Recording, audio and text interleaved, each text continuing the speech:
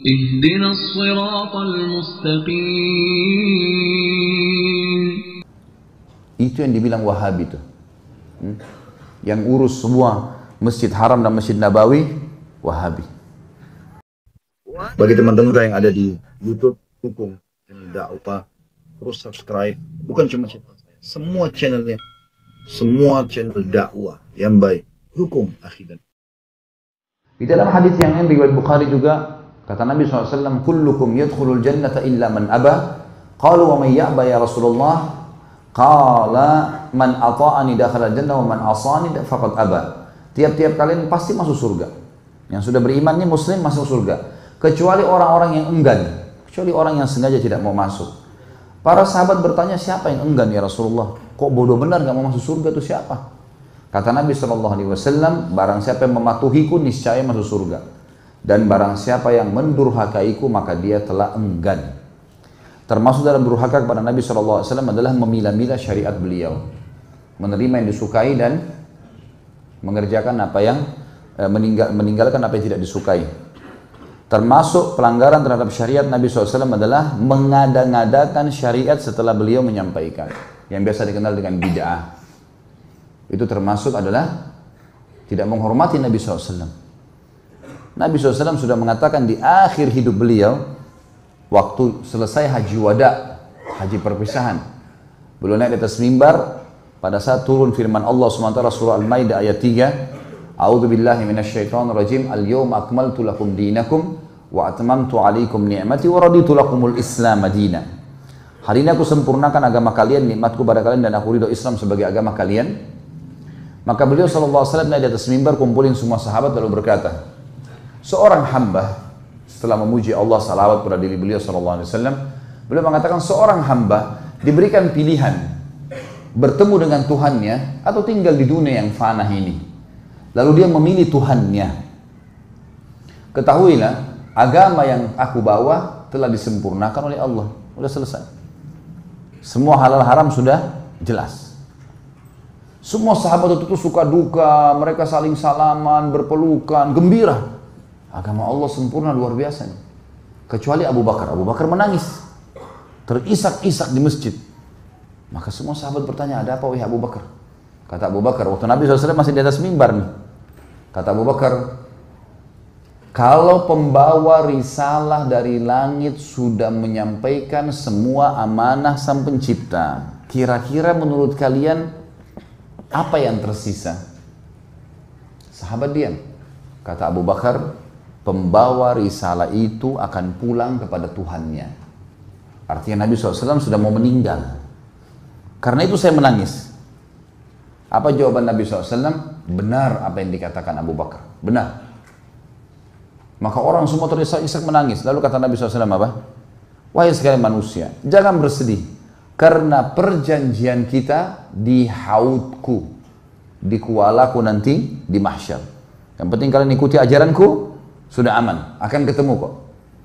Makanya beliau mengatakan di sini, kalian semua bisa masuk surga.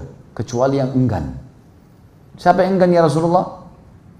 Orang yang mematuhiku pasti dia patuh, masuk surga berarti. Dan orang yang mendurhakaiku, memilah-milah syariat atau membuat-buat syariat yang telah sempurna, berarti dia telah mendurhakaiku. Untuk apa teman-teman buat syariat baru? Bukankah syariat Nabi SAW sudah banyak, sunnahnya sudah banyak, kerjakan istiqomah sampai mati.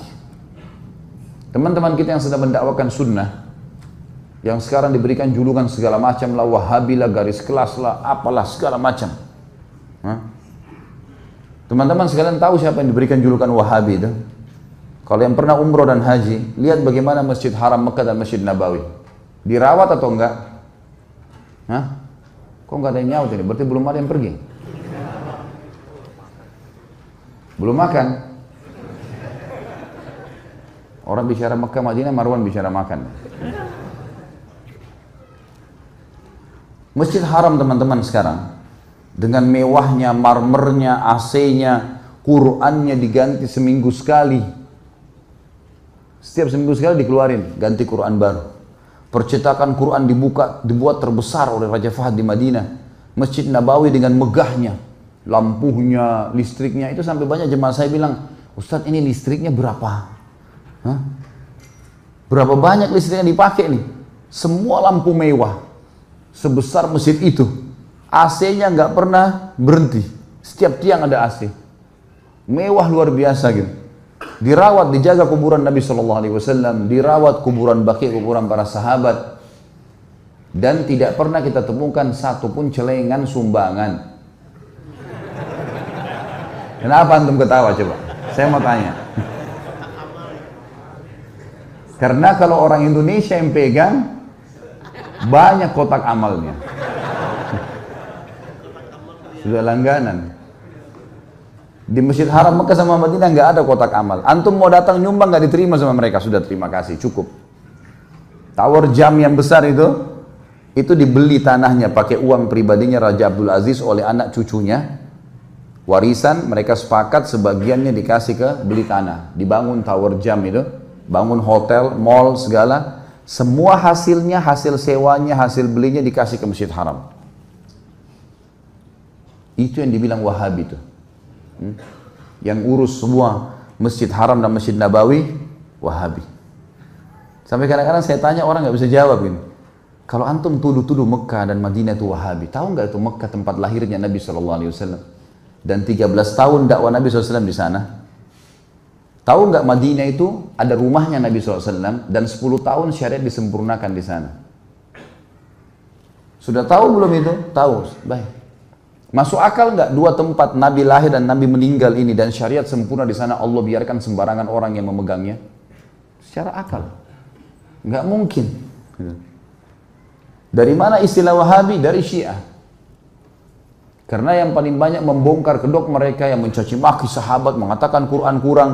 Yang menjaga kemurnian Islam memang Mekah sama Madinah sekarang. Memang di bawah naungan kerajaan Saudi itu fakta lapangannya. Nggak bisa dipungkiri masalah itu. Tapi mereka mengklaim sembarangan, mengatakan ini Wahabi ini garis keras segala macam. Saya tanya lagi jemaah saya, waktu pergi umrah Ramadan, ada nggak bapak-bapak sini dapat lain sholatnya orang di Mekah? Nggak ada. Sama aja. Malah kita lebih khusyuk, bacaannya lebih enak. Nah ini Wahabi nih. Jemaah umroh saya ajak kalau di Masjid Nabawi dan teman-teman juga di sini. Kalau satu waktu umroh insya Allah, saya doain semua dapat insya Allah. Mudah-mudahan Allah kasih umroh dan haji berulang-ulang. Ya. Saya sampai bilang sama jemaah saya, kalau terutama laki-laki, karena perempuan agak sulit, tapi laki-laki kalau lagi umroh sama saya biasanya kalau berpapasan saya sholat sama-sama karena kita punya acara bebas untuk sholat. Ada yang mau lebih dulu pergi, ada yang mau telat ke kamar mandi segala saya biarin. Tapi yang ikut sama saya setiap habis maghrib saya ajak kalau di Masjid Nabawi. Setiap hari saya pindah-pindahin. Sebentar halaqah syekh ini, sebentar halaqah syekh ini, sebentar halaqah syekh ini ajar hadis, ini ajar fikih, ini ajar macam-macam ilmu Al-Quran, ya. Macam-macam syekh banyak di situ ajarannya.